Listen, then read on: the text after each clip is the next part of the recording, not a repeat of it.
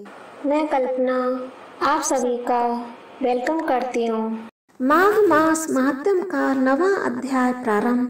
यमदूत बोले, हे श्रेष्ठ, जो व्यक्ति किसी को अभय दान देता है उसने सब तीर्थों में स्नान कर लिया और उसी को सब यज्ञों की दीक्षा प्राप्त हो गई है। हे वैश्य, जो मनुष्य शास्त्रोक्त अपने अपने धर्म का यथोरीत से पालन करते हैं उन्हें यमलोक में जाना नहीं पड़ता। ब्रह्मचारी, गृहस्थ, वानप्रस्थ और सन्यासी यह सब अपने अपने धर्म में निरंतर स्वर्ग लोक में निवास करते हैं। जो मनुष्य जितेंद्रिय रहकर वर्ण आश्रम के धर्मों का यथोरीत से पालन करते हैं उन्हीं को अविनाशी ब्रह्मलोक की प्राप्ति होती है। जो मनुष्य इष्टापूर्व तथा पंच यज्ञ करने में निरत हैं और जो नित्य ही दयालु रहते हैं उन्हें यमलोक के दर्शन नहीं होते। हे ब्राह्मण, इंद्रियों के विषयों में अलग रहकर वेद वाक्यों का वर्णन करते हैं, जो शक्तिशाली हैं और अग्निहोत्र करने में नित्य लगे रहते हैं, वे ही स्वर्ग की यात्रा करते हैं।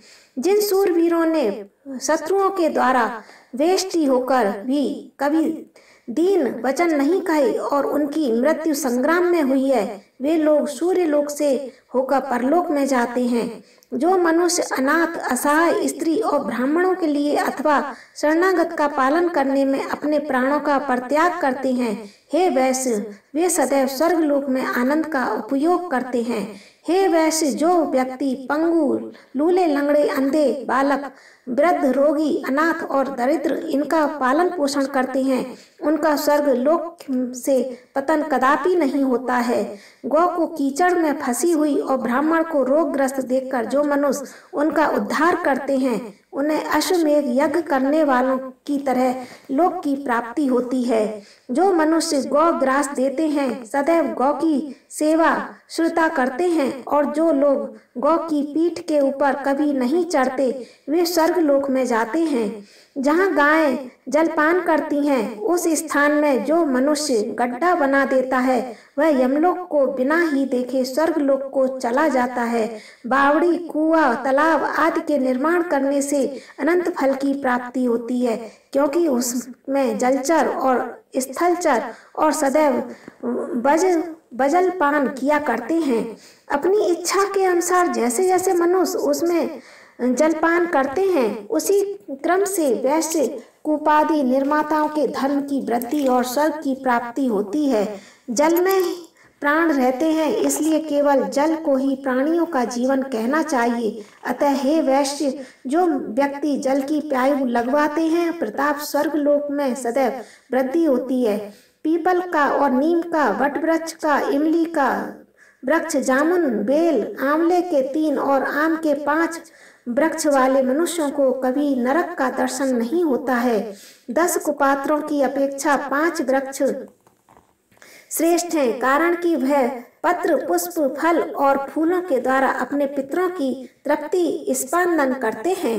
उन स्त्री पुरुष को अग्नि में अग्निहोत्र करने की आवश्यकता नहीं होती जिन्होंने मार्ग में घनी छाया वाले वृक्ष लगवाए हैं। जो मनुष्य वृक्षारोपण करते हैं और दान करते हैं और यज्ञ में यजन करते हैं वह सदा सुखी रहते हैं। जो मनुष्य मार्ग में लगे हुए फल फूल समन्वित वृक्षों को काटते हैं वे मूढ़ चिरकाल पर्यंत नरक में वास करते हैं। और तुलसी के वन लगाने से भी यमराज के दर्शन नहीं करने होते, क्योंकि तुलसी का वन पवित्र और कामनाओं को पूर्ण करने वाला होता है, अतः वह समस्त पापों का अपहरण करता है। हे वैश्य, जिस घर में तुलसी की वाटिका लगी होती है उसे बिल्कुल ही तीर्थ समझना चाहिए। सुतराम उसमें यमदूत नहीं जा सकते। जो व्यक्ति तुलसी का जितना आरोपण करते हैं वे मनुष्य उतने ही सहस्त्रों वर्षों तक अपने दल और बीज होते हैं और देवलोक में निवास करते हैं।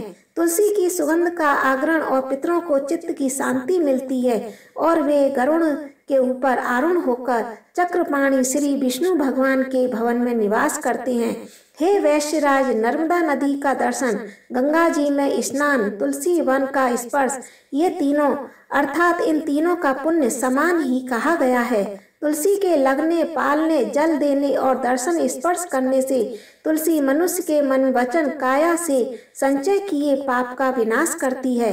हे वैश्य, प्रत्येक पक्ष की द्वादशी को ब्रह्मादि देवता भी तुलसी वन की पूजा करते हैं। मणि, स्वर्ण, पुष्प, मोती यह सब तुलसी के एक पत्र की पूजा के समानता नहीं कर सकते। अर्थात तुलसी की एक पत्र की पूजा करने से जिस उत्तम फल की प्राप्ति होती है, मणि, स्वर्ण, पुष्प और मोती द्वारा पूजन करने से उनको षोडश अंश की भी प्राप्ति नहीं हो सकती। आम्र के सहस्त्र और पीपल के 100 वृक्ष लगाने से जो फल मिलता है वह तुलसी के एक वृक्ष लगाने से प्राप्त होता है। जो मनुष्य विष्णु भगवान की पूजा में निरंतर रहकर तुलसी के वृक्ष का आरोपण करते हैं वह 11 सहस्त्र वर्ष स्वर्ग का निवास करते हैं। जो व्यक्ति तुलसी की मंजरी के द्वारा नारायण की पूजा करते हैं उनकी मुक्ति हो जाती है, अतः वे गर्भ में कभी नहीं आते। पुष्कर आदि सब तीर्थ, गंगा आदि नदियों में वासुदेव आदि सब देवता तुलसी दल में निवास करते हैं। जो मनुष्य तुलसी वृक्ष का आरोपण कर उसके दलों से विष्णु भगवान का पूजन करते हैं वह प्रसन्नता पूर्वक श्री हरि विष्णु के निकट निवास करते हैं। इस प्रकार से माघ मास महात्म्य का 9वां अध्याय समाप्त होता है। हरे कृष्णा, राधे राधे।